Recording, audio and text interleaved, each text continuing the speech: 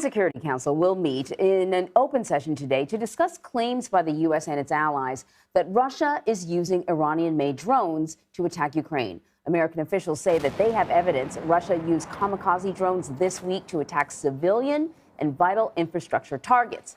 They're also claiming that Iranian troops are in Crimea, helping Russian troops launch those drones. And as Russia continues those airstrikes this morning, both sides are preparing for a likely battle over control of the key southern city of Kherson.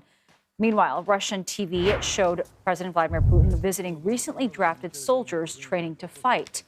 Holly Williams is in Kyiv with more on President Vladimir Zelensky's claims that Russia is plotting a large-scale disaster in Ukraine. Holly, good morning.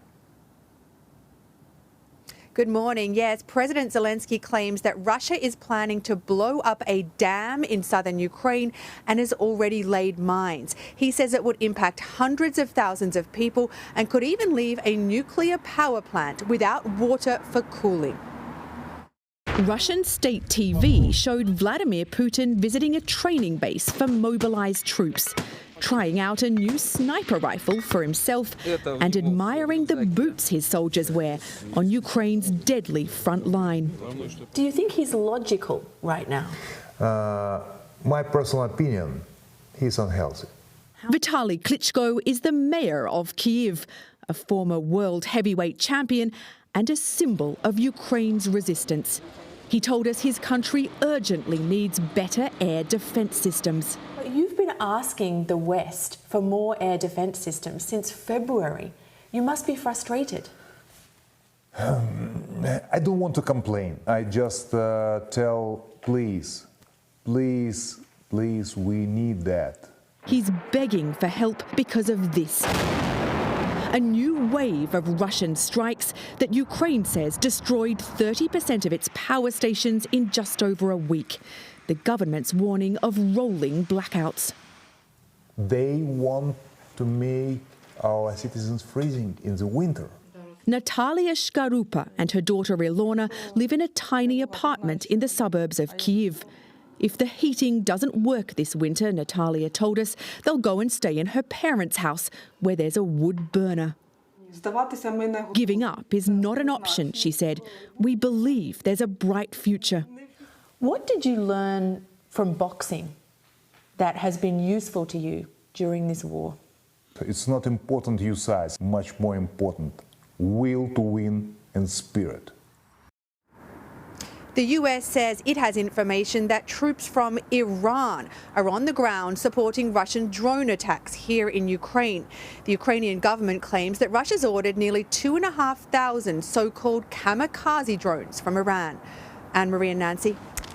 Holly, can you talk a little bit about how things are on the ground there this morning? We've seen so many different situations in which the civilians there have been affected.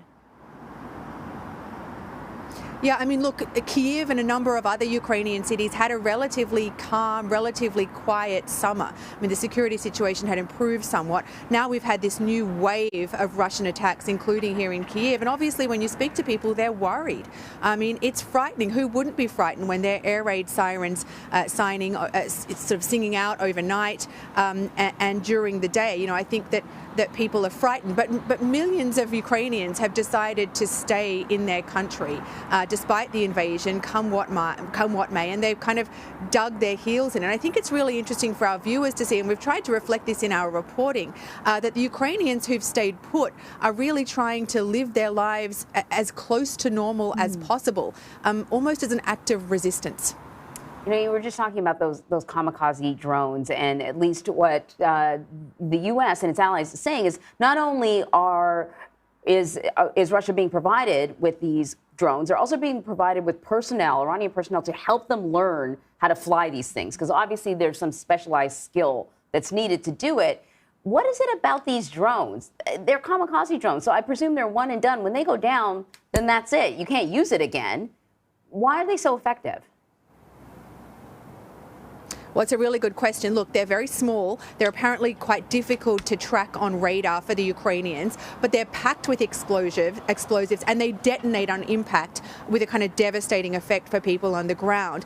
They are also extremely cheap. The drones that Iran is believed to be supplying to Russia apparently go for around $20,000 each. That is the fraction of the price of a guided missile. And many experts believe that Russia had been running low on munitions. Now, Ukraine says that it's had quite a lot of success in shooting down those so-called kamikaze drones, but it hasn't shot down all of them. And those that have hit cities like Kyiv have sometimes had a deadly impact. And Holly, I want to talk to you about what's ahead for many of these Ukrainians that we've been hearing about. Some at this point haven't had any gas, electricity for 3 weeks now because of power issues. How are Ukrainians looking at this long and potentially brutal winter ahead? Well, as you saw in our report, I was speaking with Vitaly Klitschko, the mayor of Kyiv, and I said to him, look, right now Ukraine is saying that 30% of its power stations have been destroyed in the course of just a few days. What if it gets to 70%? What if it gets to, 100%? What if literally people just don't have electricity and gas and heating in their homes here in Kyiv? What's the plan then? He said that they're making preparations for a worst case scenario. He wouldn't tell me what that worst case scenario was, but he said that one of the preparations was creating these kind of communal spaces with heating, with basic facilities, so that if people had to leave their homes because they don't have facilities there, they can gather there. So look, the Ukrainians have a plan, but of course they're hoping that it doesn't come to that. And the one thing that they want above all others is better air defense systems from their friends, and they want them now, not in 3 months' time. And just talking about where the war stands right now, Russian and Ukrainian troops, they seem to be preparing for a major battle in Kherson. That's a region that President Putin illegally annexed. It's now under martial law. What do we know about what's happening there? Well, we know that people in those Russian-occupied territories in Kherson are being moved away from the front line. We've seen video of that on Russian TV stations. The authorities that are there, that have been installed by Moscow, say that they're going to move up to 60,000 people away from the front line ahead of an expected counteroffensive from the Ukrainians. Look, those areas have been occupied by the Russians for months, and anecdotally, we hear that there's been resistance for the people who live there, including some violent resistance. But it's difficult for us to kind of have an accurate picture of what's going on there because it's so risky for the people who live in those occupied territories to talk to people like us. All right, Holly, thank you very much.